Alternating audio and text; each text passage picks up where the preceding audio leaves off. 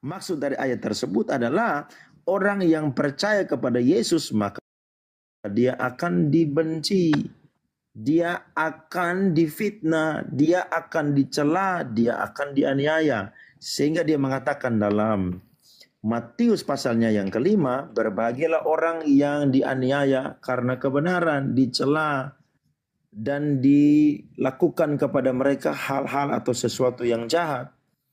Karena mereka adalah orang-orang yang memang mereka adalah orang-orang ditentukan untuk mengalami hal itu. Sama seperti Yesus katakan dalam Yohanes pasal 15, janganlah kamu heran ketika dunia membenci kamu, karena sebelum kamu dibenci, mereka telah membenci aku. Mengapa dunia membenci murid-murid Yesus dan Yesus? Karena memang mereka telah dipilih dari dunia ini, sehingga mereka tidak berasal dari dunia ini. Jadi Yesus hadir itu bukan sama seperti kaisar-kaisar, raja-raja, penguasa-penguasa yang memimpin pada zaman perjanjian lama dan perjanjian baru, yang selalu menggunakan pedang untuk yang namanya berperang dan mendirikan kerajaan mereka secara politis. Tidak demikian.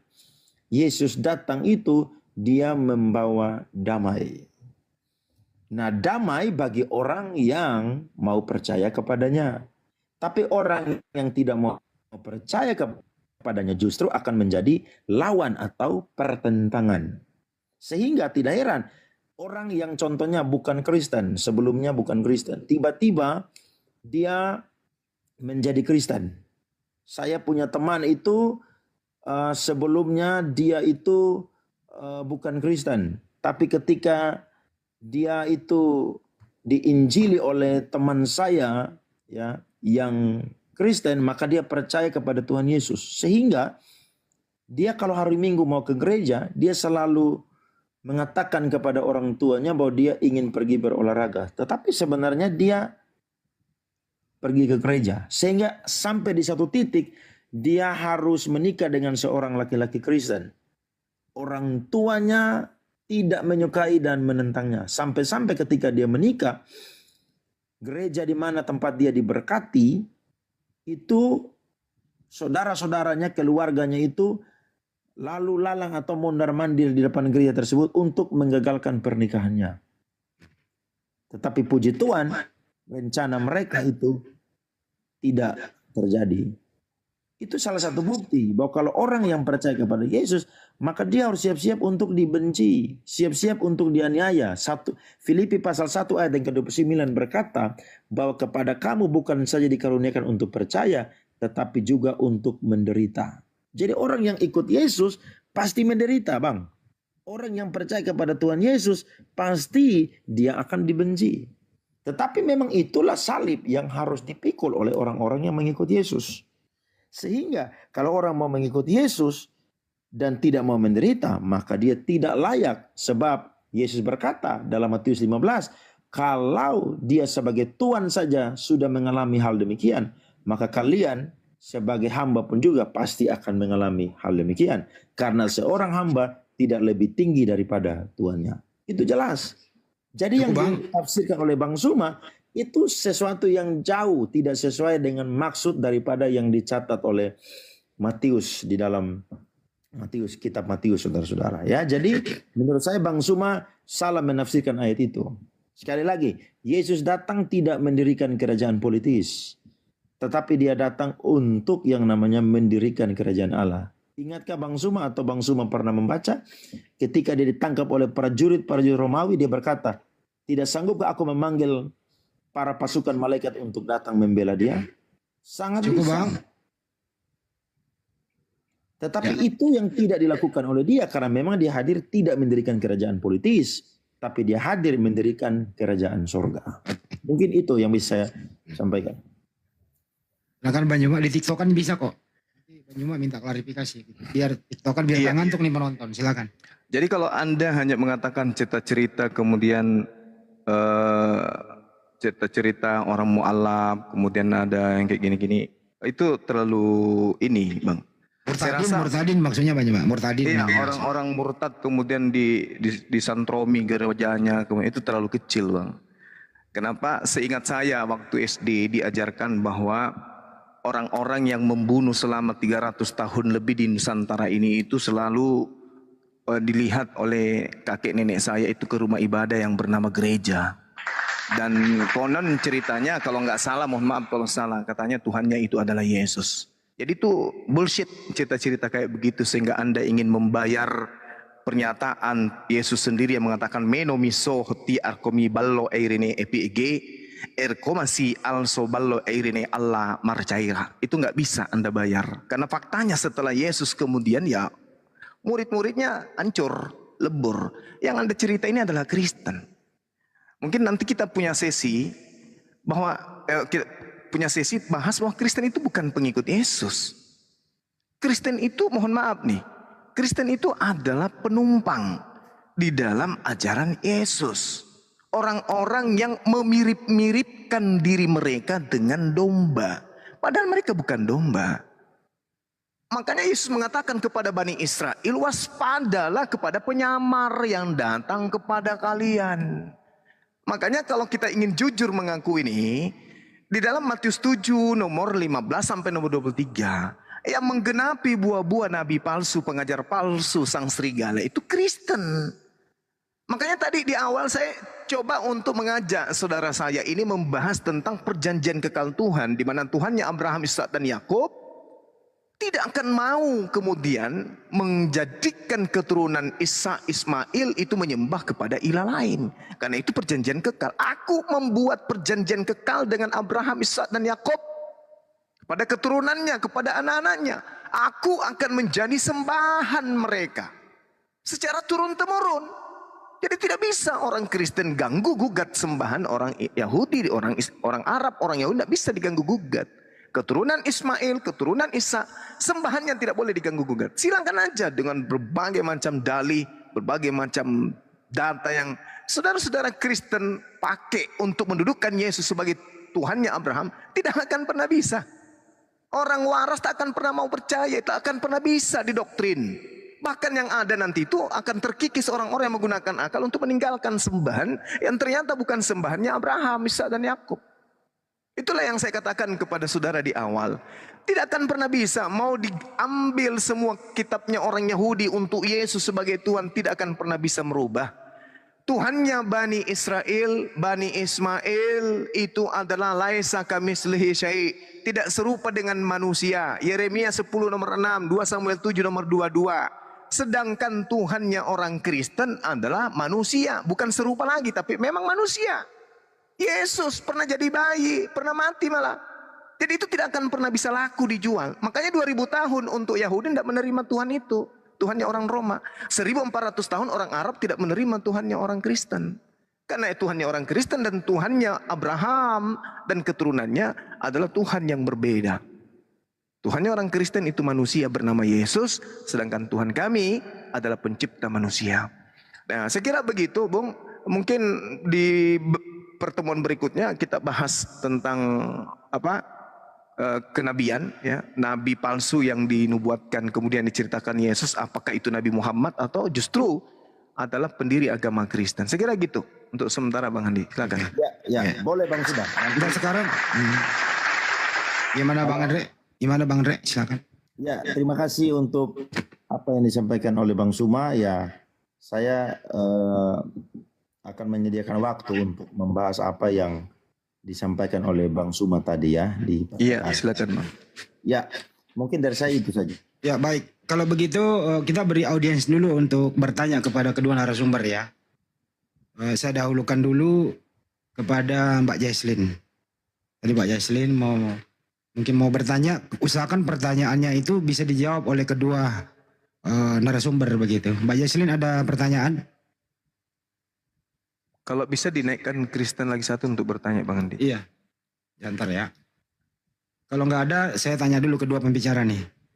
Kedua pembicara nih, apakah sembahan para nabi, murid Yesus, keluarga Yesus itu sama dengan yang disembah orang Kristen?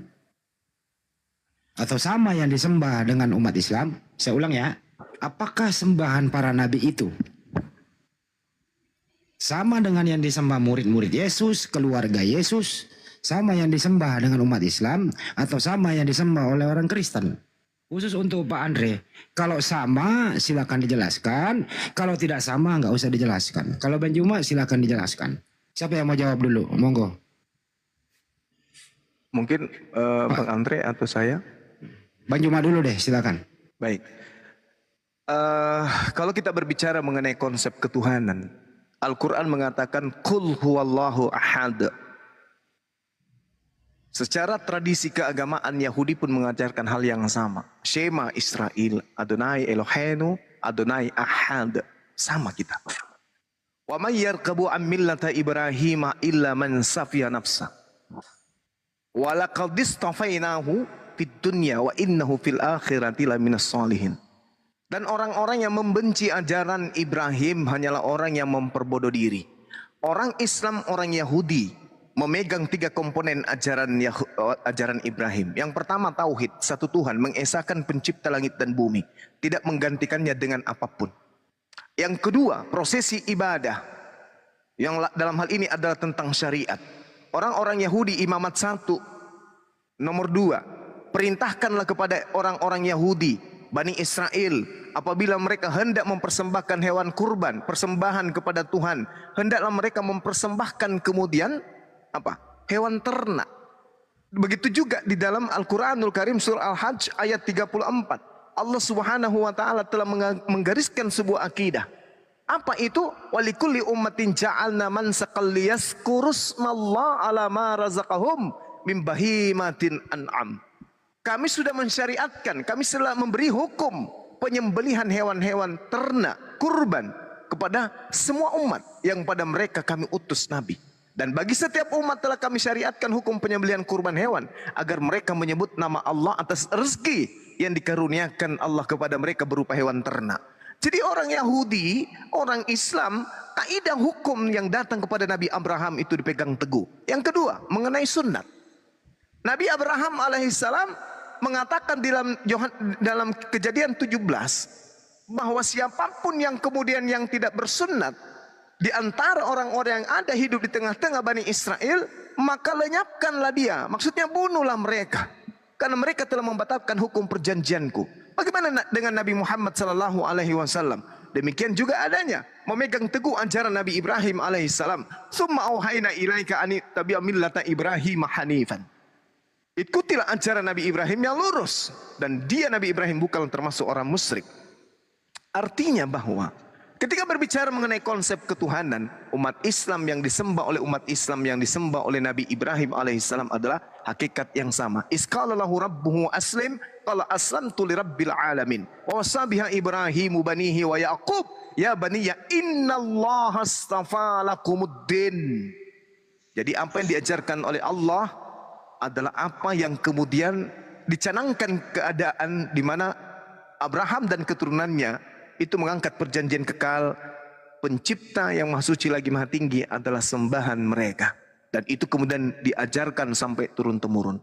Makanya sedikit lagi Bang Di, dikatakan dalam Al-Quran, am kuntum syuhada'a is hadara Ya'qub al-maut is qala libani ma ta'buduna min ba'di qalu na'budu ilahaka ilaha abaika Ibrahim wa Ismail wa Ishaqa ilaha wahid wa nahnu lahu muslimun. Ketika Nabi Yakub menjelang kematiannya, Nabi Yakub kemudian berkata kepada anak-anaknya, wahai anakku, apa yang akan kalian sembah sepeninggal aku? Kata Nabi Yakub. Anak-anaknya pun menjawab, kami akan menyembah Tuhanmu wahai ayah, juga Tuhan nenek kami, yaitu Ibrahim, Ismail dan Ishak, yaitu Allah yang Maha Esa. Hanya kepada Dialah kami akan berserah diri. Jelas itu. Makanya kita orang Islam dan orang Yahudi yang pahamnya beragama samawi tidak akan mau menggantikan pencipta langit dan bumi yang maha suci, maha tinggi dengan menyembah kepada sembahannya orang Kristen, yaitu manusia Yesus. Demikian Bang Andi. Oke. Mantap jawabannya. Silakan ke Pak Andre sebelum saya ke audiens ya. Ini Pak Andre juga harus jawab nih. Apakah sembahan, saya ulang Pak pertanyaannya Pak. Apakah sembahan para nabi termasuk murid Yesus dan keluarga Yesus itu sama dengan sembahannya orang Kristen? Kalau sama dijelaskan, kalau tidak sama nggak usah dijelaskan. Silakan Bang. Baik. Bang, boleh saya bertanya, Bang? Dengarkan dulu alurnya Bang, habis ini Bang. Dengarkan dulu jalurnya. Aduh, kacau nih, kacau. Nih gua turunin ya ini satu. Ya, habis ini dengerin dulu Pak Andre loh, ini mau menjawab. Silakan Pak Andre. Baik, terima kasih. Ya, menurut iman Kristen, para nabi bukan cuma hanya percaya kepada Yesus Kristus adalah Tuhan, tetapi mereka pun juga berbicara atau bernubuat tentang Yesus Kristus. Itu dibaca dalam Ibrani pasal 1 ayatnya yang pertama. Surat Ibrani pasal 1 ayat yang pertama berkata, setelah pada zaman dahulu Allah berulang kali dan dalam pelbagai cara berbicara kepada nenek moyang kita dengan perantaraan nabi-nabi. Roma pasal 1 ayatnya yang kedua sampai 4. Injil itu telah dijanjikannya sebelumnya dengan perantaraan nabi-nabinya dalam kitab-kitab suci tentang anaknya yang menurut daging diperanakan dari keturunan Daud dan menurut Roh Kekudusan dinyatakan oleh kebangkitannya dari antara orang mati, bahwa ia adalah anak Allah yang berkuasa, Yesus Kristus Tuhan kita. Kekristenan tidak akan pernah tersebar luas sampai hari ini yang berjumlah pengikutnya kurang lebih 2,7 miliar. Kalau kekristenan itu tidak ditopang dengan dua berita penting, yakni berita... Bang Ijing saya potong Bang, bukan itu pertanyaannya Bang Andre. Iya, saya lagi menjelaskan ini menuju kepada apa yang nanti Abang tanyakan. Oh, ya. Silakan Bang, silakan. Jadi saya sampai di mana ya dipotong tadi ya? Saya baca tadi Roma pasal 1 ayat 2 sampai ayatnya Kristen di muka yang keempat. Ya, kekristenan tidak akan tersebar luas dengan pengikutnya kurang lebih 2,7 miliar di seluruh dunia kalau berita tentang Kristus itu tidak dikuatkan dengan kematian dan kebangkitannya. Di mana ada Tuhan yang mati kemudian bangkit? Tidak ada. Hanya Tuhan Yesus Kristus saja yang mati kemudian bangkit pada hari yang ketiga dari antara orang mati.